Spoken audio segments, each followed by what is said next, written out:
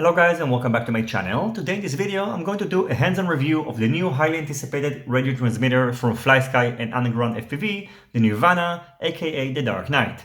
In this video I'm going to do an unboxing video and also briefly go over the features of the Dark Knight, and soon I'm also going to release other videos that I'm going to target specific features of this remote controller. So first of all, the Nirvana comes in this beautiful black box. It opens like that. Then we can find this diagram of the remote controller. Underneath, a very high quality sheet of stickers, which I'm actually probably going to use. Then we can find this warning that shows you how to install the lithium 18650 batteries, which are not included, and you're going to need to get them separately. A box with accessories, I'm going to get to it shortly. And finally, the most important, the Dark Knight remote controller, which comes already protected with this cover, which is semi-transparent. You will need to open it up like that. And then the Dark Knight is going to be revealed. So first of all, the first thing that I would like to share with you is that this is a very high quality remote controller. I've seen comments on Facebook and YouTube that says that it looks like a toy, and this is definitely not a toy, and the quality is outstanding, and this is probably the best looking remote controller that I've seen. Besides that, it's also very comfortable to hold in the hand, and I'm going to get to it later in this video. On the center of the remote controller, we can find a 3.5-inch color screen. I'm going to turn on the screen in a moment. We can find two Hall sensor gimbals. You can adjust also the height of the gimbals by just releasing the screw. And then you can just lock it like that. The maximum length is about 3 centimeters, and the minimum one is about 2 centimeters. The remote controller itself supports 14 channels. So over here we can find the SWA switch, which has 2 positions. The SWB has 3 positions. We have this potentiometer, which is labeled VRA. Over here we have the trim button for the throttle stick. By the way, this is a Mode 2 remote controller. You can buy only Mode 2, but I assume that it's going to be pretty easy to configure it as Mode 1. And I assume that Underground FPV are going to release the instructions pretty soon as well. Over here we can find another potentiometer, which is labeled VRB, another trim joystick for the right stick, SWC, which is a momentary switch, SWD, which has 2 positions, and then over here we have these 2 momentary switches, which are labeled SWH and SWE, and over here we have the SWG and SWF switches, which have 3 positions. So in total we have 8 switches, 2 potentiometers, and of course the 4 default channels, which adds up to 14 channels. On the top part of the remote controller we can find a micro USB port, and you have to be careful when you're removing this rubber end. Mine already broke down, and this is unfortunate, but shit happens. So be careful with yours. This port is used to charge the lithium 18650 batteries, which is a great feature, and will also enable you to connect this remote controller to your computer and use it on flight simulators on both Mac and PC. Next to the micro USB port, we can find a 3.5mm connector, which is used for training purposes. This will enable you to connect 2 remote controllers and use one for a student and the other one for the instructor.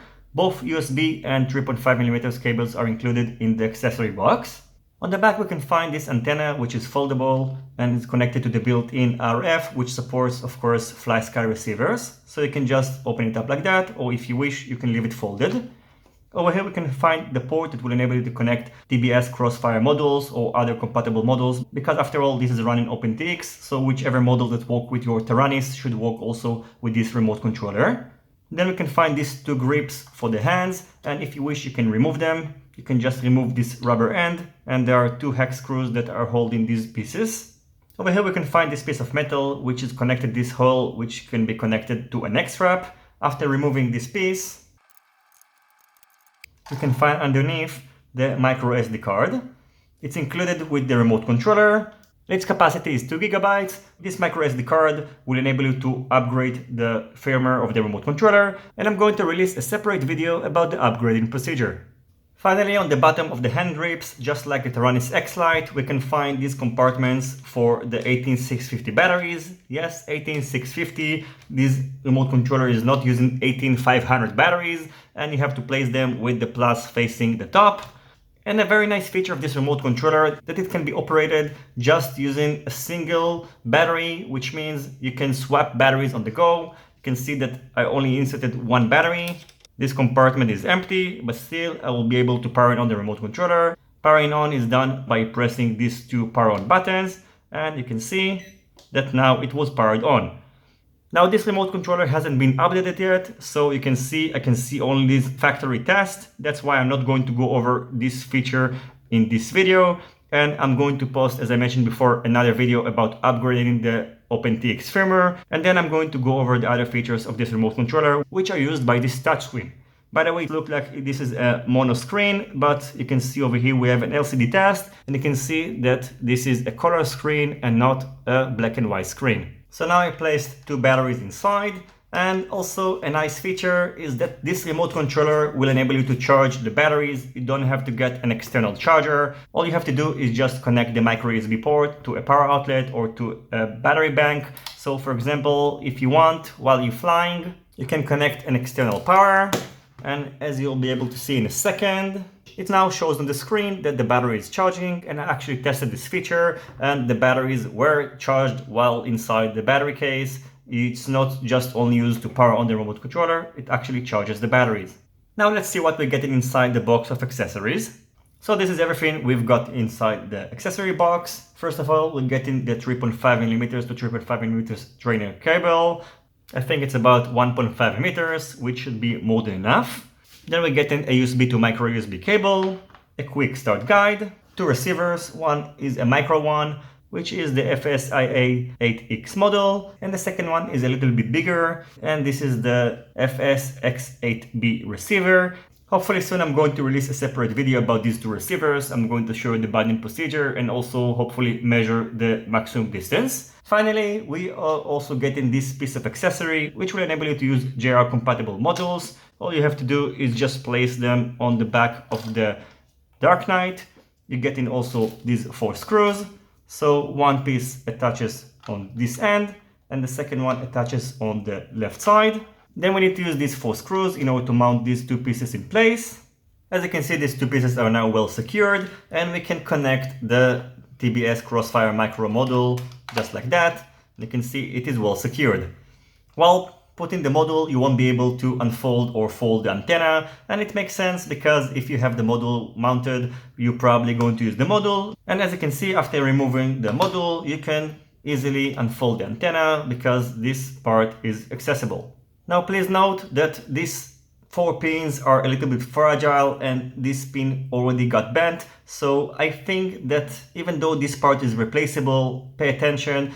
I think that Flysky or Underground FPV should provide a protector for this part. So I recommend when storing the remote controller, especially if you're using the module, just leave the module connected. And if not, disconnect this accessory, and you can also protect these 4 pins with a piece of foam, for example. And I'm quite positive that if Flysky are not going to provide a protector for these 4 pins, they will provide an STL file, and then we'll be able to 3D print your own protector. Now in terms of dimensions, even though the Dark Knight looks like a very compact remote controller, it is not that light, and it weighs 659.4 grams, including the lithium batteries. So of course it also depends of which batteries that you use, but the weight is going to be around 650 grams. It's still lighter than my Taranis X9D Plus, but it's about the same weight as the Taranis QX7, and of course heavier than the FHSS X-Lite, which weighs around 380 grams, including the lithium batteries. So here you can see how the Nirvana looks next to the X-Lite, QX7 and the X9D Plus. And I think its sizing is kind of in between the X-Lite and the X9D Plus. Now even though I didn't fully test the Flysky Nirvana yet, I did feel it in my hands, and I can tell you that this is a much more pincher-friendly remote controller than the FHSS X-Lite.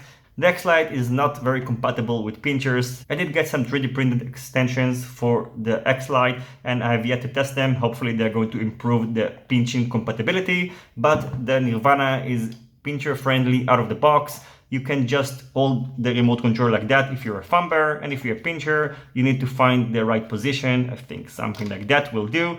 You will still be able to access all the ports, and you will be able to fully use pinching just like that. I do recommend that if you have big hands to try to play with the length of the gimbals. I think that I will need to put it about halfway, and then it's going to give me a more precise feeling.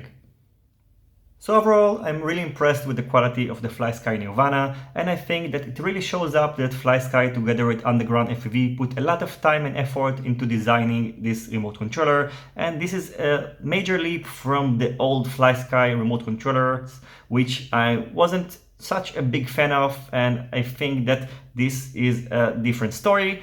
But of course, in order to fully recommend this remote controller, I will need to fully test it. And the most important thing in the end of the day is to see how this remote controller is going to perform both outdoors and indoors.